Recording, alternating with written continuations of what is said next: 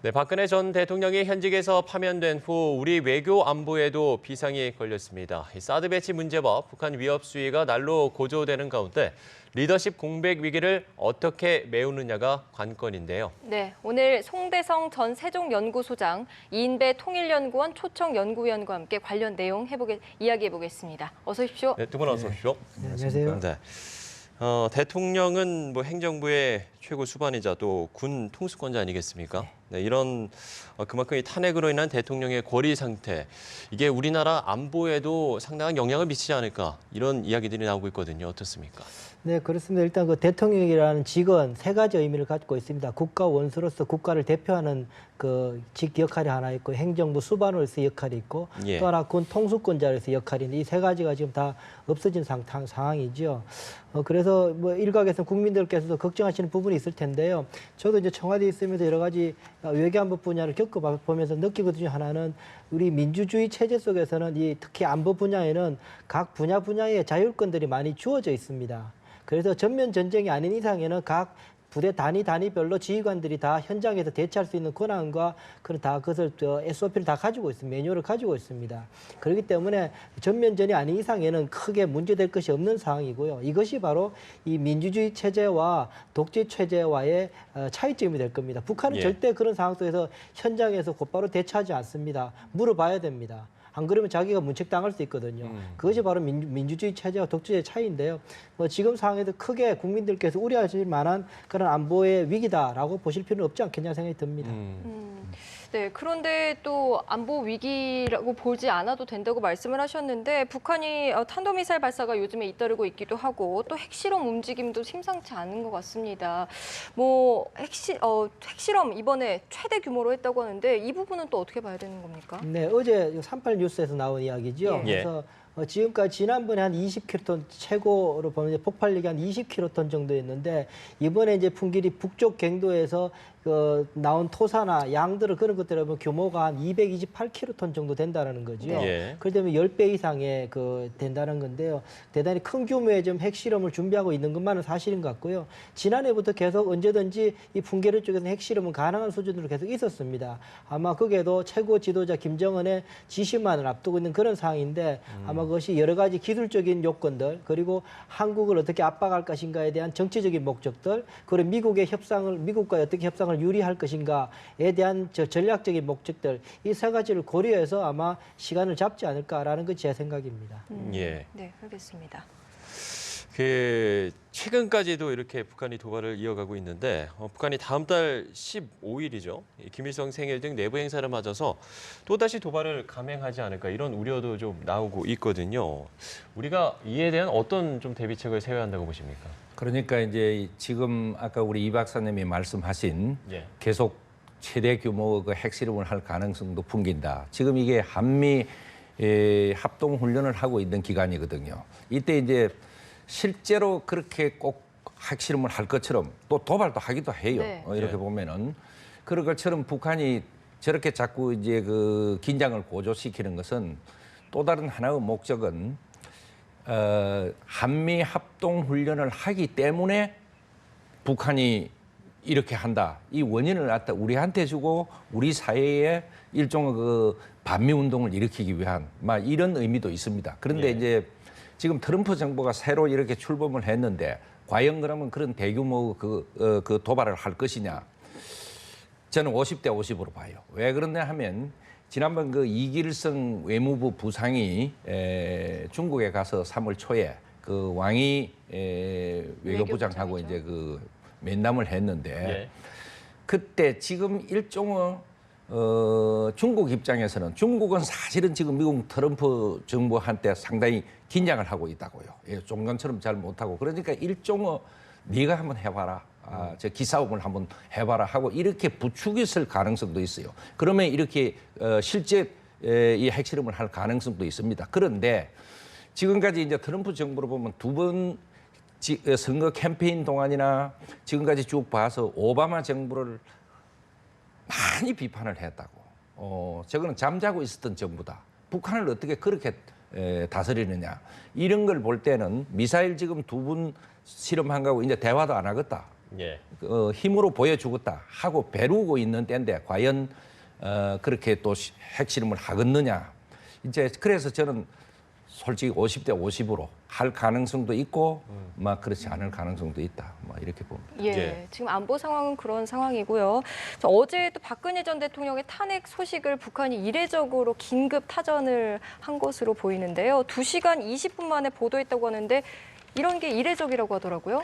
네, 대단히 이례적입니다. 이례적인 이유가 뭐냐면 이 조선중앙TV라는 것이 대내외 같이 방송이 되는데요. 이것이 하루에 평일날은 6시간밖에 방송 안 합니다. 예. 오후 5시부터 11시까지 방송을 하게 됩니다. 그런데 한 2시 반쯤 방송을 했거든요. 그러니까 사실 특보 형식으로 나온 거니까 대단히 이례적이었던 거죠. 뭐 그런 속내는 뻔한 것입니다. 북한으로서는 가장 이 북한에 대한 적대적이었던 그 적대적인 이유가 사실은 북한에게 있었던 거죠. 연달아 이루어지는 그 핵실험과 장거리 미사일 실험들 등등 때문에 이런 일이 발생한 것이었는데 그런 상황 속에서 이제 이 박근혜 대통령이 탄핵됨으로 인해서 봐라 우리를 적대시했던 정권이 어떻게 무너지는 걸 봐라라고 인민들에게 이제 보여주고 싶었던 것이겠죠. 네. 그러면서 일말에 새로운 정부가 대북 정책의 어떤 분위기를 바꾸지 않을 것인가라는 기대감도 있었을 것이고요. 예. 그러나 제가 볼 때는 이것이 북한 주민들에게 읽히는 방식은 두 가지일 수 있습니다. 북한 당국이 생각하는 방식으로 읽힐 수도 있지만 다른 한 방식으로는 최고 지도자, 최고 존엄이라고 부르는 최고 지도자가 저렇게 법에 의해서 이렇게 쫓겨날 수도 있구나라는 것을 북한 주민들이 알게 되는 효과가 있습니다. 이것은 김정은의 가장 두려운 모습이 될 수 있어서 뭐 이렇게 보여주는 것이 김정은 정권에 도움이 될지는 앞으로 좀 두고 봐야 된다 생각이 듭니다. 예. 네. 중국 매체들은 이 박근혜 전 대통령이 탄핵이 되면서 사드 정책도 변해야 한다. 이렇게 입장을 밝혔거든요. 글쎄요, 뭐 앞으로 이 사드 문제를 좀 쟁점화하기 위한 중국의 압박이 좀 더욱더 거세질까요? 어떻게 보십니까? 중국이 우리의 그 탄핵의 결정기자 아주 재빠르게 사드 정책도 변화해야 된다 하는 것은 예. 그 두 가지 큰 의미가 있습니다. 하나는 뭐냐 하면은 대선 후보자들에게 주문하는 거예요. 중국이 이렇게 강하게 계속 나온다 하니까 대선 후보자들의 선거 공약으로 사드 폐지가 가급적이면 들어가기를 바라는 게 있고 또 하나는 국민들을 일종의 그 선동하는 겁니다. 우리 예, 예. 국민들한테 중국이 계속 이렇게 사드에 관심을 가지고 있다. 이제 이러면서 어떻게 보면 우리 국민들을 이렇게 분리시키는 그러면서 다음엔 사드를 반대하는 정권이 좀 나타나기를 바라면서 이런 심리전을 하는 겁니다. 일종의. 예. 네, 그 미국의 입장은 또 중국하고 뭐 역시 다르겠습니다만 미국에서는 뭐 박 전 대통령의 파면과 상관없이 이 사드 장비를 계속해서 보내겠다 이런 방침을 밝혔습니다. 그러면 이게 이제 차기 대통령의 어떤 그 최우선 외교 과제가 이 미중 관계에서 어떤 사드 문제를 그 갈등을 어떻게 조율하고 해결하느냐 이런 부분이지 않겠습니까? 이 부분은 어떻게 보세요? 일단 이런 거죠. 그러니까는 그냥 형식적으로 말하면 오바마 정부 때 사드 배치에 대한 결론이 내려져 있는데 이 트럼프 정부가 이행한 거죠. 예. 그러니까 이제 박근혜 정부 때 합의한 것을 그 다음에 정부도 한다고 이제 미국은 그런 생각을 하고 있는 거죠. 사실 사람이 바뀌는 거지 프레지던시 그야말로 대통령직이 바뀌는 것이 아니니까 국가 간의 합의니까 바뀔 수 있다라고 보는 것인데요. 보면 미국 같은 경우에는 일단 북한 핵 문제 해결에 있어서 중국의 역할이 대단히 중요하다는 입장은 오바마 정부든 트럼프 정부든 같습니다.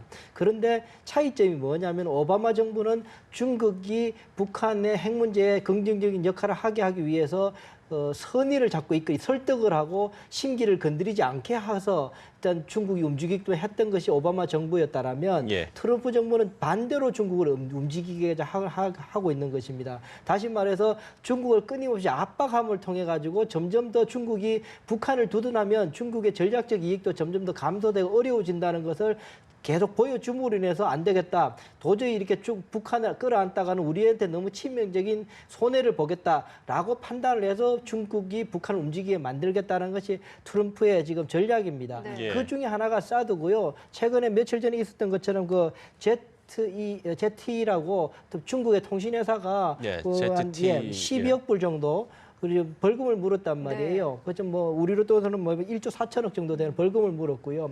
또 화웨이라고 우리가 유명한 통신회사 있지 않습니까? 예. 그 회도 좀 같은 비슷한 거로 지금 조사 중에 있습니다. 이런 식으로 경제적인 압박도 하고 있고 점점 더 수위를 높여갈 가능성이 있습니다. 이런 상황 속에서 중국으로서는 이 사드 문제를 어쨌든 우리한테 압박을 넣어서 어떤 식으로든지 풀려고 할 가능성이 높은데요. 지금 저희들이 이런 상황에서 사드 문제에 입장을 흐트러뜨리게 되면 우리에게 고통만 점점 더 길어지는 상황이 될 가능성이 높기 때문에 이 문제에 대해서는 저희들이 전략적으로 봤을 때도 국내 국민들과 정치 지도자들께서 예, 예. 좀 마음을 합히는 게 맞지 않겠느냐라는 것이 전략적으로 제 생각입니다. 네. 예.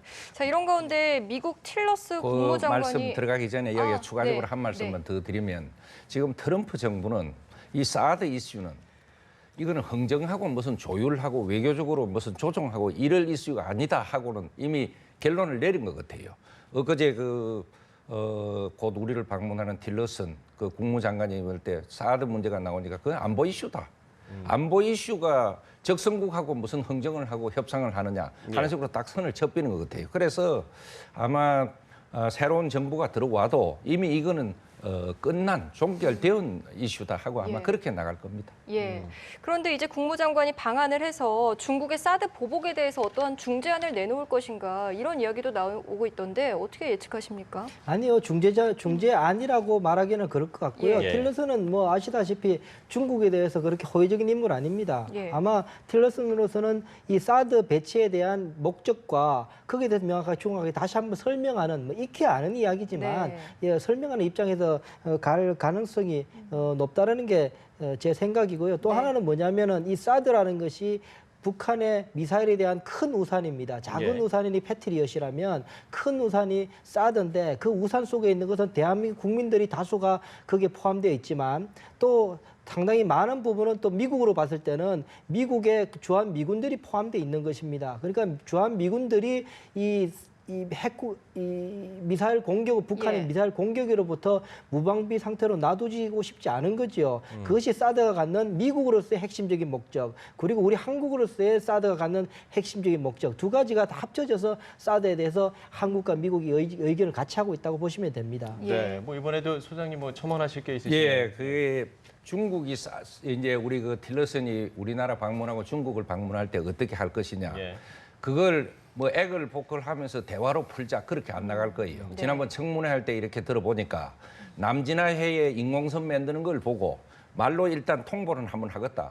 그래서 안 들으면 어쩔 거 아니냐. 그럼 실력으로 하겠다. 이렇게 단호히 나가는 거예요. 그래서 사드 문제는 아마 중국 가고 이럴 거예요. 너 북핵 문제 해결할래 안 할래? 안 하는 것 같으면은 우리가 강제로 해도 한다. 뭐 이제 이러면서 이걸 협상을 하고 무슨 중간에 무슨 사드 문제로 한국과 중국 사이에 틸러슨이 협상을 하고 그런 아마 그 형태는 안 취할 겁니다.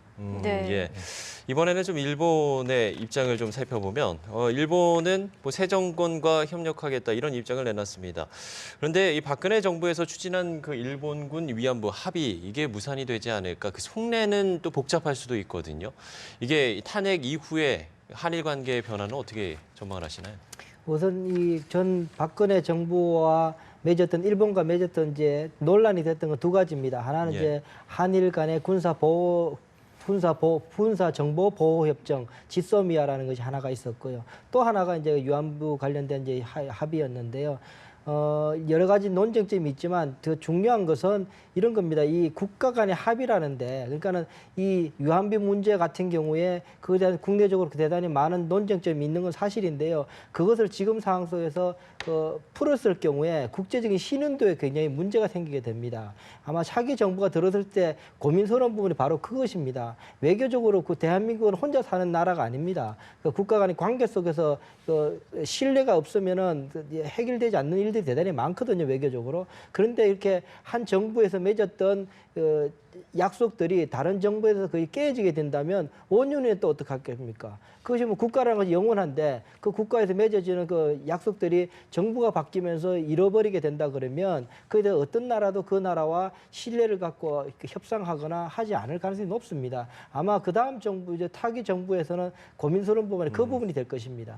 알겠습니다. 예. 자, 이제 대선이 한 2달 정도 남은 것으로 예측이 되고 있는데요. 이번 정권에서 이제 마무리 지을 일은 마무리를 지어서 차기 정권의 부담을 덜어주는 것도 중요할 텐데 지금 이 정권에서 좀 시급하게 해결해야 할 뭐 안보 과제라든지 현안이 있다면 어떤 게 있을까요? 이 대행 체제가 들었을 때 제일 화급했던 것이 예. 사실은 제 이거는 개인 생각입니다. 네. 한미 동맹의 결속이에요.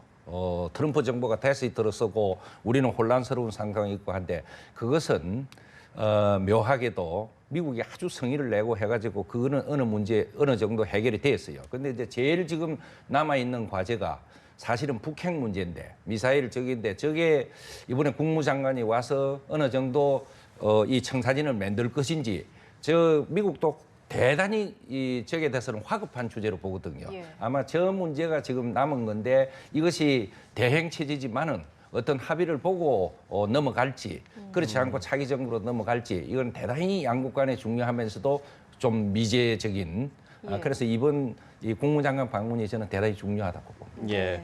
위원님은 어떻게 보십니까? 제 생각 좀 원론적으로 한 말씀만 더 올리면 이렇습니다. 이 정치 행위라는 것은 공동체 사회에서 것에 공존의 규칙을 만들어내고 그 공존의 규칙을 따르게끔 만들게 하는 것이 정치 행위입니다.